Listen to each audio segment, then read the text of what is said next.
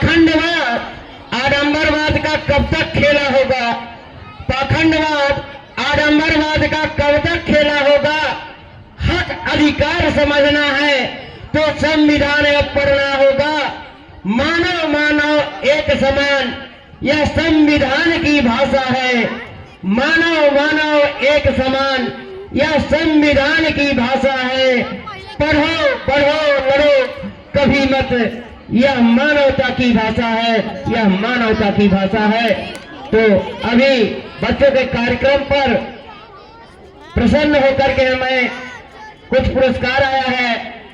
प्रकाश यादव बेटा की तरफ से 501 रुपया, प्रकाश यादव बेटा की तरफ से 501 रुपया, अशोक यादव बेटा की तरफ से 201 रुपया, जगन्नाथ यादव प्रधानाध्यापक बेटा की तरफ से 501 रुपया, पंकज यादव दलापुर की तरफ से 200 रुपया।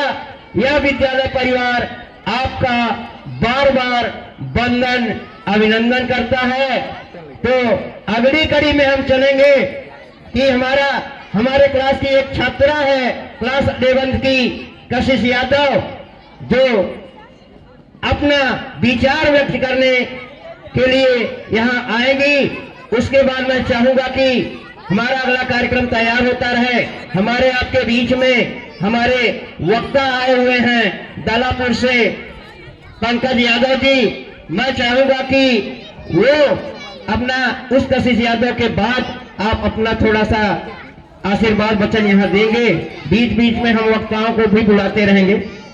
तो अभी कार्यक्रम पर खुश होकर के infinity classes coaching Ajpur Devsara के डायरेक्टर धनंजय प्रजापति के द्वारा 200 रुपए का पुरस्कार आया है। विद्यालय परिवार आपको बार बार वंदन अभिनंदन करता है।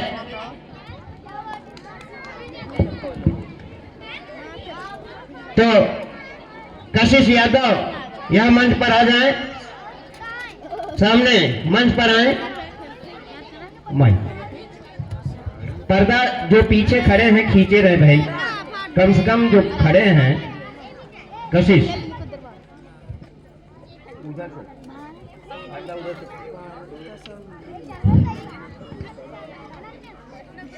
हे विरहरी व्यर्थ के आलाप गाना छोड़ दे, हे विरहरी व्यर्थ के आलाप गाना छोड़ दे, वेदना के फिर वही संताप गाना छोड़ दे। हे विरहरी व्यर्थ के आलाप गाना छोड़ दे, वेदना के फिर वही संताप गाना छोड़ दे, और कंठ में दर्द चेतना का स्वर जगा के तू अलग वरदान का हे रागनी अभिस्ताप गाना छोड़ दे, अभिस्ताप गाना छोड़ दे। नमस्कार, मेरा नाम कशिश यादव है। मैं कक्षा 11 की छात्रा हूँ। यहाँ पर उपस्थित समस्त अतिथिगण, प्रधानाचार्य महोदया और हमारे भगवान तुल्य गुरु गुरुजनों, मैं आप सबका सादर अपने तहे दिल से स्वागत करती हूँ और अभिनंदन करती हूँ। तू वो शक्ति का स्वर है जिसमें, तू वो शक्ति का स्वर है जिसमें सृष्टि रचने की ताकत है। तू वो शक्ति का स्वर है जिसमें सृष्टि रचने की ताकत है। तू परशुराम की भी जननी, जगपालक की भी पालक है। तू रास रचैया, जगत खेवैया, कृष्ण कन्हैया की माता है। तू रास रचैया, कृष्ण खेवैया, जगत कन्हैया की माता है।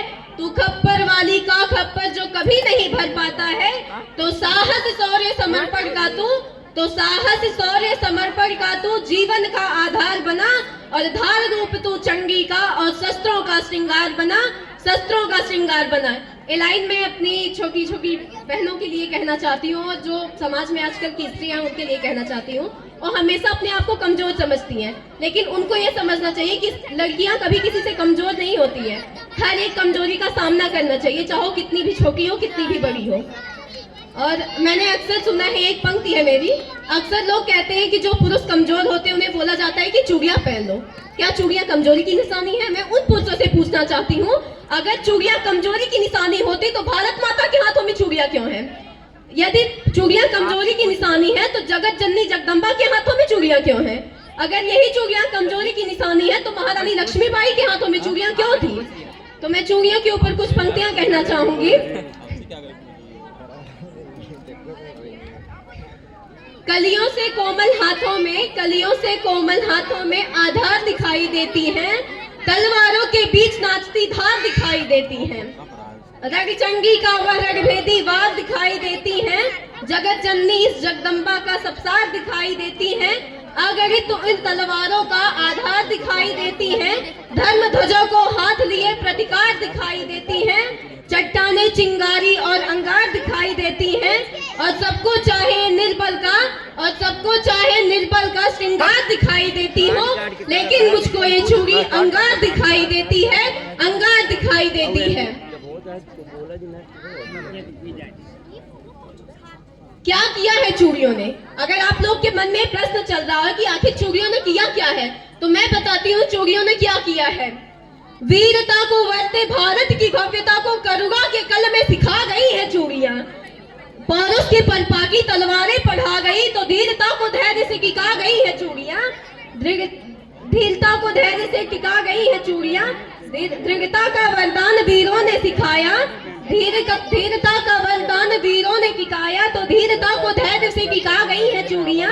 और जलकर सोहर को अपनाई, जब जलकर सोहर को अपनाई तो खिलजियों की भी औकात दिखा गई है चूड़ियां।